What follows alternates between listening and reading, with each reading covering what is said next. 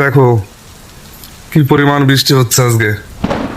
আজকের ওয়েদারটা ভালো, সত্যি খুবই ভালো লাগে বৃষ্টি হলে, কিন্তু রুমের মধ্যে গরমই লাগে, বুঝেছ? খুব বৃষ্টি আর বৃষ্টি আজকে।